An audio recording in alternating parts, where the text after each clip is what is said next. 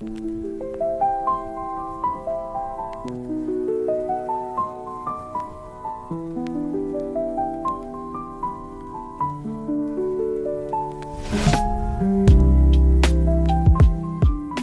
the door to mystery with one very short story. The Micro Podcast filled with morally complex characters, twists you won't predict, and endings you won't forget. Every episode is a brief, intense journey, perfect for listeners who crave mystery, intrigue, and stories that leave you thinking long after the tale ends. Today's episode begins now.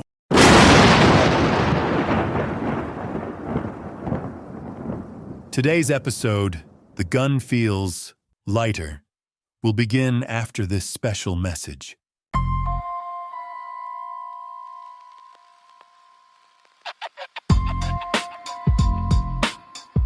A man wakes in a sterile hotel room, his past scrubbed clean, his identity fractured. On his wrist, a barcode.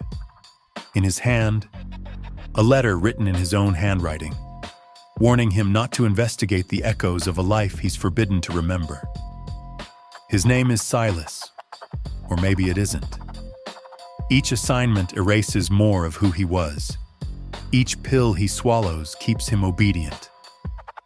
But when fragments of love, loss, and betrayal begin to surface, Silas discovers a truth more dangerous than any target he's ever been sent to kill. Someone wants his memory buried. Someone else wants it restored. And every hour he hesitates, he edges closer to becoming his own executioner. The Lethean by J.L. Stroud Jr. is a psychological thriller, laced with rain-slicked streets, haunting echoes of the past, and a protagonist who may be both assassin and victim, hunter and hunted. For readers who love the paranoia of Robert Ludlum, the atmosphere of Philip K. Dick, and the relentless pacing of Lee Child, this is a mystery that asks one impossible question. If you can't trust your own mind, who can you trust? Download the ebook, The Lethean, and other books by J.L. Stroud Jr. at jlstroudjr.com. Link in the podcast description.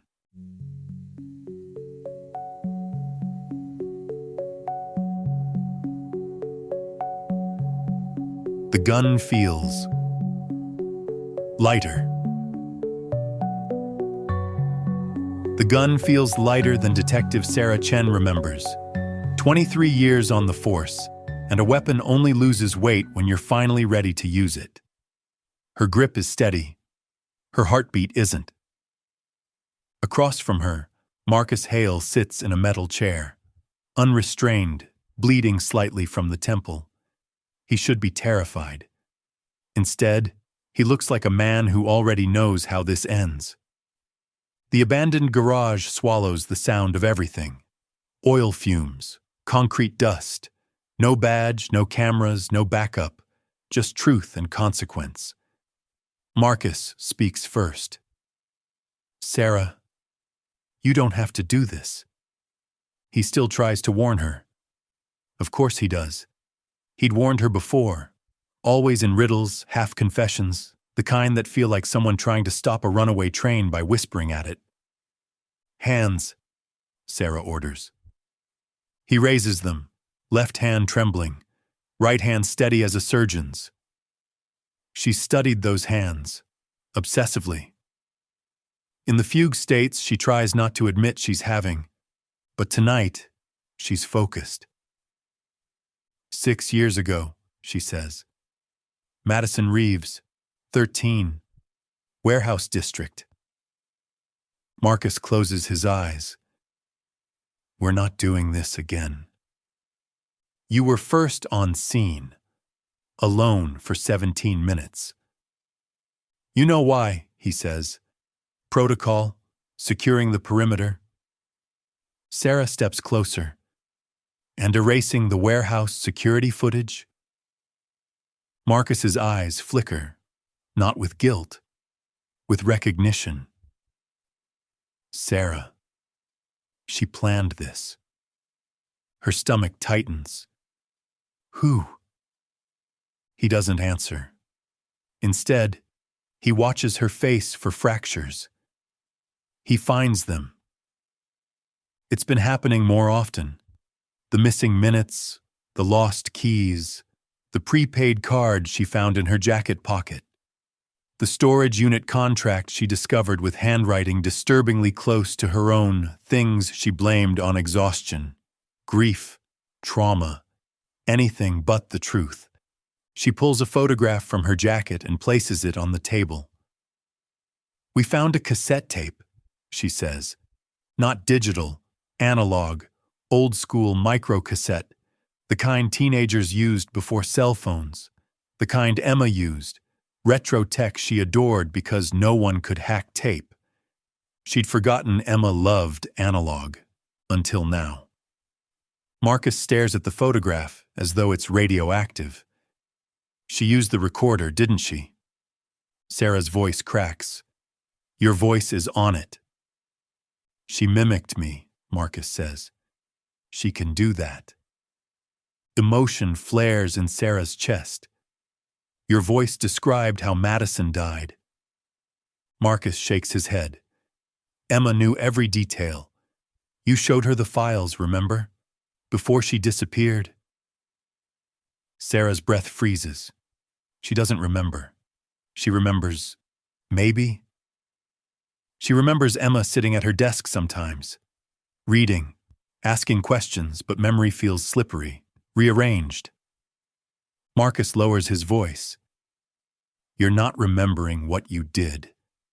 You're remembering what she told you to remember." The floor seems to tilt beneath Sarah. "No," she whispers.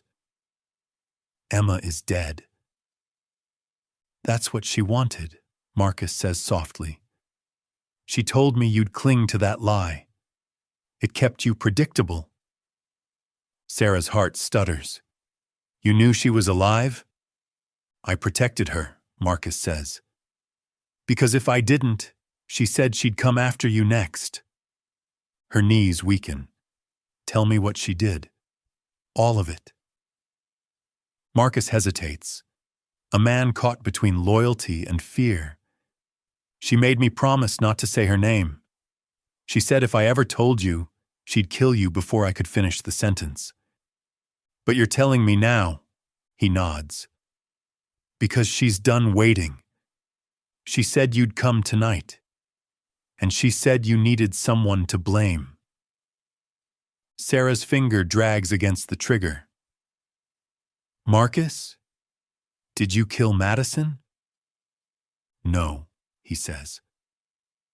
"Emma did." Her pulse detonates behind her ears. "You're lying." "Then shoot me." He spreads his arms, both hands shaking now, even the steady one. "Do it," he says, "or accept who your daughter really is." The scream that rips through the garage is the gun. Marcus slumps sideways, blood blossoming across his shirt. He coughs once, a red fleck on his lips. His last words are almost tender. "She told me you'd choose this." Then he dies. Sarah can't move. The garage spins. Her own breath sounds foreign. The gun feels hot in her palm, as if punished for what it's done. Then her phone vibrates. A text from an unknown number. Except the profile photo, it's Emma's face. Older.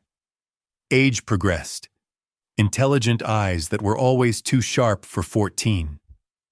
The message reads, "Good shot."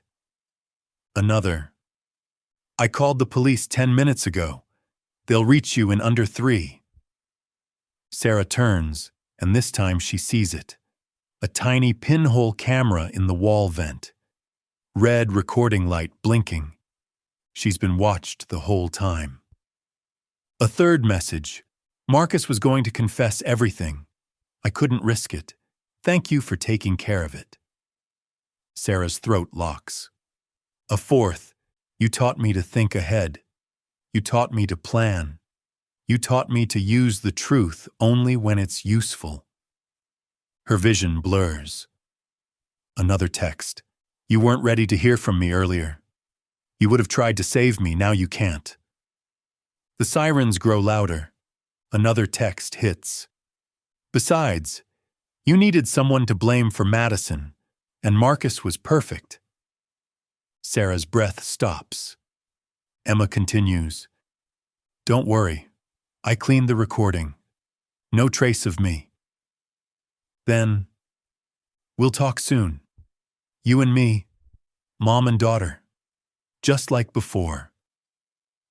The final message comes as the sirens scream outside. You always said justice requires sacrifice. Tonight, you proved you meant it. Sarah slides to the floor. The concrete is freezing against her spine. She sets the gun down, picks up the photo she carried for 7 years, Emma at 14, smiling like a secret she never told. The door bangs open, flashlights slice through the dark. Sarah doesn't move. She understands now. Her daughter isn't dead. Her daughter isn't lost. Her daughter isn't a victim. Emma is coming home, and Sarah has no idea how to stop her.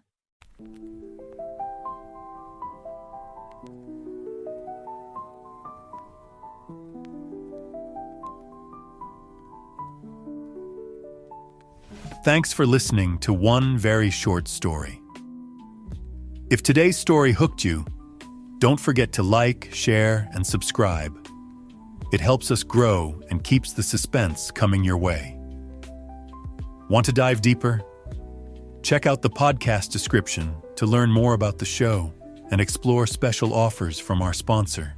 Until next time, keep dodging bullets and stay safe in the shadows.